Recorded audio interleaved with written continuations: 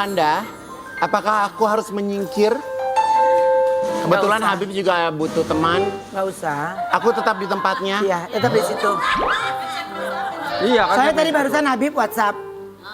Ben tolong ya, hindari pandangan Habib ngelihat dia gitu. Bukan karena pikiran aneh-aneh, bukan. Pengen nonjok dia. Tapi bintang tamu kita yang satu ini nih, kita kedatangan aktor yang hari ini membawa kabar kurang baik untuk rumah tangganya. Kita panggil ini dia, Yama Carlos.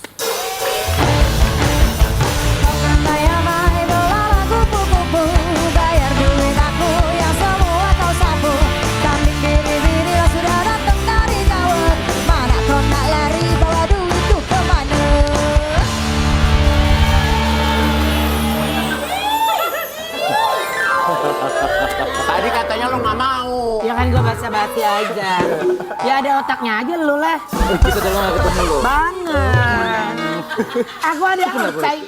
Kok kesana? Emang ambekan dia mah biarin. Diam, mojok, ntar nyopet.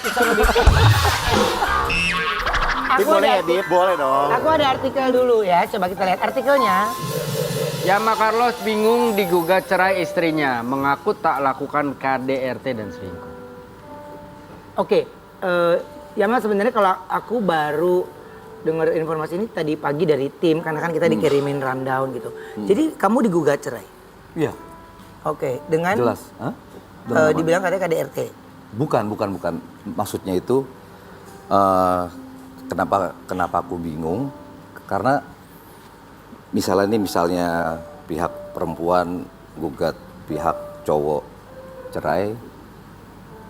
Misalnya cowoknya bermasalah, salah satunya kan KDRT mungkin, atau ada selingkuh, ya, atau melakukan tindak pidana mungkin. Nah itu baru pantas lah. Terserah mau menggugat atau mau apa itu ya menurut aku tuh barulah pantas gitu. Cuman ini kan saya pribadi ini menurut saya ya semua rumah tangga pasti ada masalah. Ya. Tinggal kan bagaimana kita melihat masalah itu. Dan menyelesaikannya. Ya, kalau saya pribadi sebesar apapun, sekecil apapun masalah, nggak saya akan gunakan serta-merta untuk menyudahi rumah tangga. Cuman kan manusia berbeda-beda. Saya juga nggak bisa maksain orang lain sama dengan prinsipnya dengan saya. Ya. Itu hak-hak mereka lah untuk menggunakan alasan sereceh itu untuk membubarkan rumah tangga. Gitu sih Pak Ruben. Oke, jadi memang sebenarnya ada apa yang men-trigger sehingga istri akhirnya mengambil keputusan untuk menggugat cerai. Karena sebenarnya kan yang dimaksud kamu ini adalah gini, apapun permasalahan yang dihadapi bersama itu tidak terlintas oleh pikiran Yama untuk bercerai sebenarnya. Ya, harusnya diselesaikan. Iya, ya. harusnya diselesaikan. Tapi ini kayaknya ini seharusnya bisa diselesaikan karena ini masih hal sepele gitu. Apapun.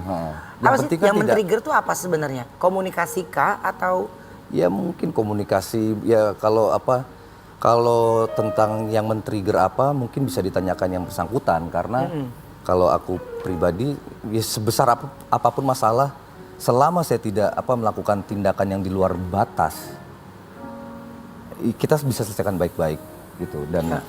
Dan kembali lagi sebagai satu keutuhan rumah tangga, besarin anak bersama. Cuman kembali lagi, ya manusia kan berbeda-beda. Hak siapapun itu untuk menggunakan alasan sereceh apapun untuk membubarkan rumah tangga. Tapi kalau ditanya lagi ke saya, sebesar apapun masalah itu, mari kita selesaikan bersama-sama dengan cara yang baik. Oke. Gitu sih. Tapi katanya ini sudah laki banget belum gue? Banget.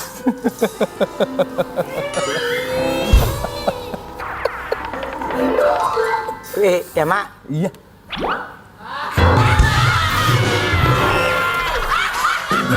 Nah, Ya. ya Mak, ini katanya udah keempat kalinya kamu digugat cerai. Oh enggak, kalau digugat 2 kali. 2 kali. Yang pertama kan pada saat Marco baru lahir. Itu suratnya ada, saya lihat sendiri. Ini yang Yang terakhir kamu kesini berapa? Itu cerai juga, mau cerai juga kan ceritanya? Iya hampir, tapi tidak ada. Nggak jadi. Nggak ada gugatan. Nggak ada gugatan. Iya, sama Ntar sekali dulu nggak ya. ada. Lu dapat angka 4 dari mana? Dari mana? Benar, lo ada benar. Lo tau, enggak, maksud gue ini, kan angka tuh kan dari 1, 2, 3, 4. Lu dapat angka 4 dari mana gue tanya? Permasalahannya. Udah 4 kali. Udah Lu beberapa kan kali. dia dicerai 4 kali. Tapi kalau berhubungan dengan Bib, kalau kayak gini nih hukumnya gimana sih, Bib? Susah ya, Bib. Fitnah nggak itu, Bib? Ini kan ada orangnya langsung, klarifikasi nggak jadi masalah. Nggak jadi masalah. Nggak apa-apa, nggak apa-apa. Nggak ada depan orangnya langsung. Nggak ngomongin orang. Nggak nyinyir. Makanya, tapi kalau dia niatnya buat ngomporin dia dosa.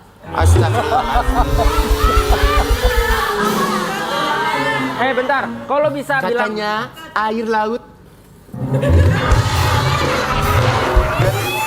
kalau bisa bilang angka 4, gimana ceritanya? Itu lift Trans TV aja dari 3 langsung 5, nggak ada 4.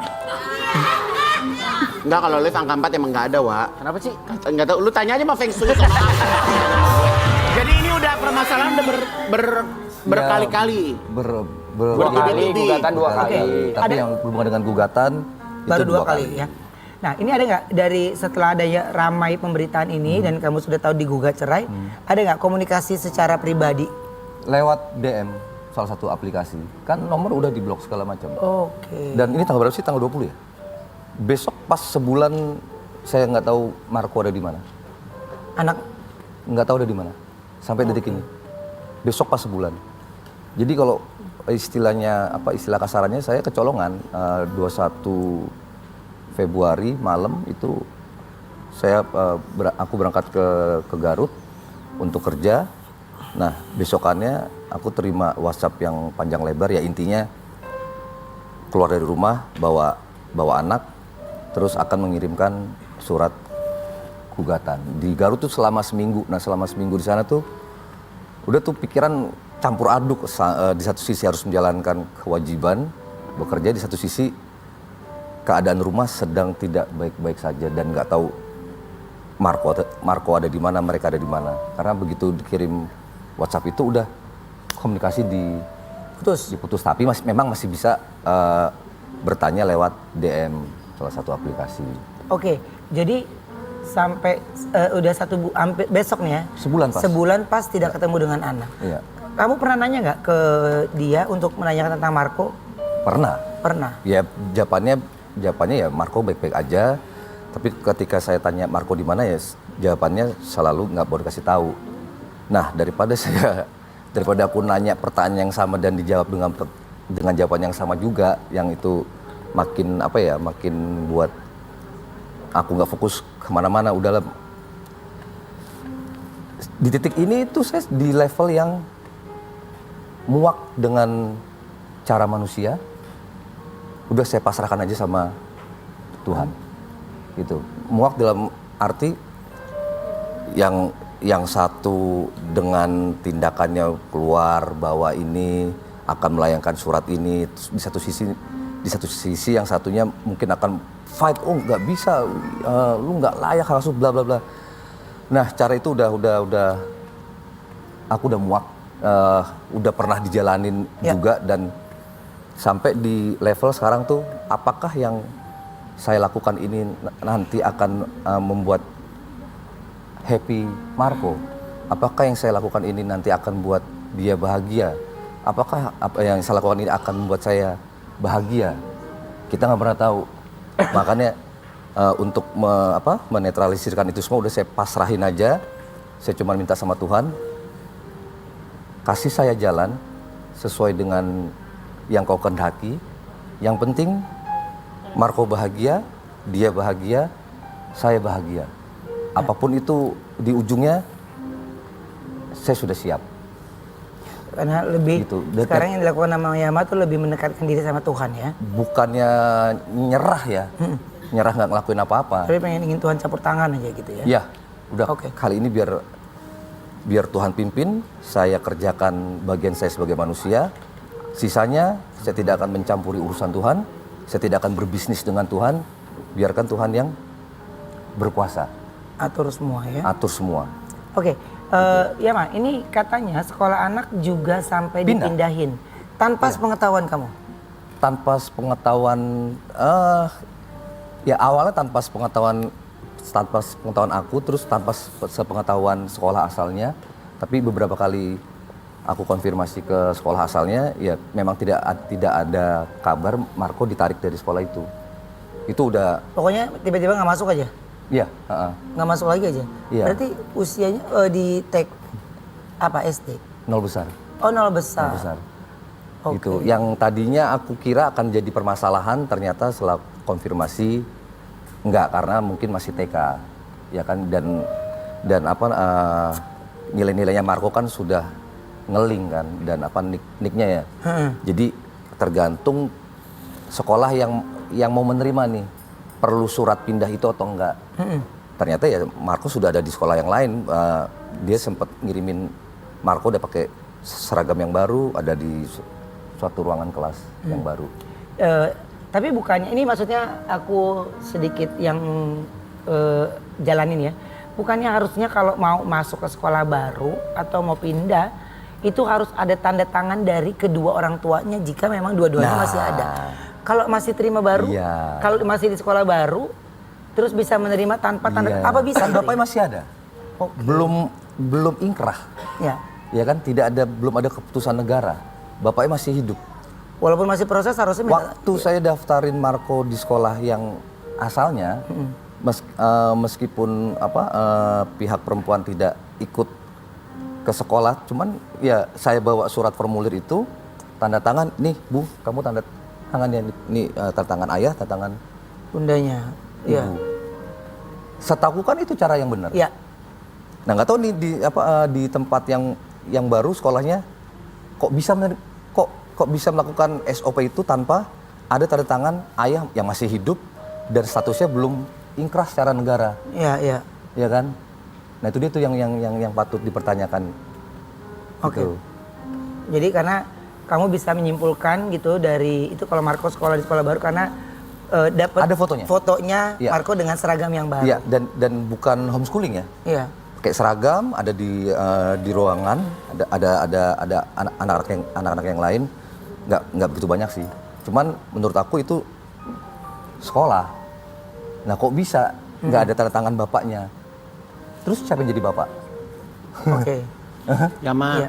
Terus Tapi- kalau misalnya apa namanya diterima, boleh dong saya berpikir liar.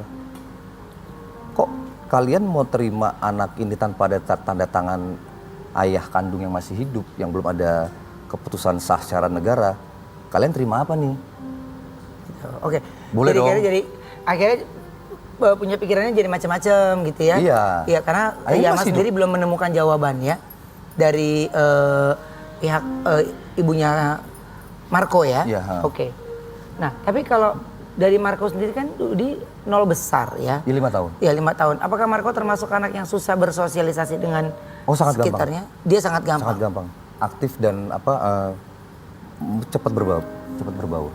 Tapi Yama udah minta bantuan keluarga untuk mediasi ketemu sama istri, Mediasi sama kan ada keluarga istri sana. gitu. Kamu Enggak, udah sempat menghampiri keluarganya. Enggak, belum. Karena apa ya, saya punya intuisi tersendiri untuk menyimpulkan kayaknya juga nggak akan terjadi mediasi yang diinginkan yang sifatnya positif. Jadi ya sudah saya kerjakan apa yang menurut saya baik dan lebih punya kemungkinan ke arah positif daripada datang dengan sia-sia gitu sih. Oke. Nah katanya kamu juga selalu bawa baju anak kemanapun. Oh iya, itu kebiasaan dari dulu, bukan karena ada peristiwa ini ya. Saksinya juga ART itu. Jadi kalau aku mau ada kegiatan luar kota, itu pasti aku bawa bajunya Marco yang udah dipakai semalaman. Paginya dia bangun, misalnya hari itu juga aku harus berangkat ke luar kota, aku ambil dulu, copot bajunya, aku lipat, taruh tas ransel. Nah, apa ya, itu ketika aku kegiatan keluar kota, yaitu sebagai pagar aku, tameng aku, iman aku ya ada di situ ya, di simbol bajunya Marco dengan aroma badannya kecut sampai sekarang. Ya Ma, mungkin kita tahu Yama orang yang seru ya, fun. Tapi aku belum pernah ngelihat belum pernah ngelihat Yama tuh seserius ini. Jadi sepertinya di problem yang lagi dihadapin sekarang ini cukup kamu harus fokus untuk menyelesaikannya banget karena Yama, ya maksudnya ini pengalaman teman-teman yang deket gitu ya. Apapun itu kayaknya kalau sama lu semuanya akhirnya selesai dan baik aja gitu ya. Tapi kalau ini terlihat dari wajah, terlihat dari itu semuanya seperti pasrah, tegang, ya punya rasa sedih, kecewa, semua campur aduk. Iya. Makanya kalau di kejadian-kejadian yang kemarin kan istilahnya kan aku ngencengin volume nih, mengerahkan dengan segala kekuatanku sebagai manusia. Cuman kayaknya di peristiwa yang ini kayaknya semesta tuh kayak nyuruh aku, lu kecilin, sekarang lu saatnya kecilin volume gitu. Tinggalin dulu tuh hal-hal yang bersifat kekuatan duniawi atau lu sebagai manusia seutuhnya. Udah saatnya lu serahin, pasrahkan, bukan menyerah ya, pasrahkan sama kekuatan semesta ini, kekuatan Tuhan. Ya udah, lakukan apa yang bisa aku lakukan dengan batas manusia. Sisanya biar Tuhan yang berkehendak, apapun itu. Yang penting Marco bahagia, pihak perempuan bahagia, saya bahagia. Daripada saya harus memaksakan upaya manusia untuk semuanya kumpul. Yang penting Marco ada di tengah-tengah, terus ibu bapaknya, cuman kan mungkin Marco sekarang belum bisa mengutarakan dengan dengan kata-kata, tapi saya yakin batinnya dia pasti lagi berontak, batinnya dia pasti lagi bergejolak. Dan aku tuh sama Marco tuh bukan bapak yang cuman pengen anak udah lahir, nafkahin, makanin, sekolah, enggak. Dengan aku bawa si bajunya Marco kemana-mana ketika aku ada kegiatan keluar kota, Marco itu benar-benar anak yang memang aku tunggu-tunggu lahir. Dan turut campurku sama Marco tuh dari dia lahir tuh udah, bukan mau berbicara banyak apa dikit ya, tapi lebih dari yang orang bayangkan. Contoh, semenjak dia sekolah, nganterin, nungguin di sekolah, sampai bawa Marco ke rumah itu, ya saya yang lakuin. Terpaksa nggak ngelakuin itu kalau aku ada kegiatan, memang harus ada kegiatan dari pagi banget. Baru terpaksa aku nggak ngelakuin itu. Ibunya yang lakukan hal itu. Tapi selebihnya ya bisa tanya ke pihak sekolah deh. Konsultasi ke gurunya, nungguin di kantin, semua aku lakuin dengan sukacita karena segitu besarnya cinta Marco buat hidupku. Oke. Nah, ini kita berprasangka baik ya. Siapa tahu ya, kalau kita berprasangka baik ya pasti hasilnya baik ya untuk hidup. Itu. Tapi justru siapa tahu aku kepingin kamu bisa mengungkapkan isi hati. Siapa tahu tayangan ini bisa diberikan ke Marco, dikasih lihat, ada yang mau kasih lihat, ada yang mau kasih tahu kalau papanya kangen banget. Papanya rindu. Papanya ya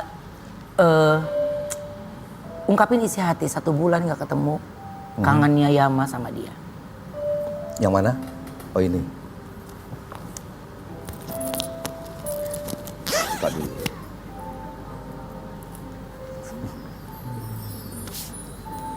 Berlihat. Iya. Aku panggil Marco tuh Hulek. Hulek, sabar ya. Nanti pasti Hulek ketemu sama Thor lagi.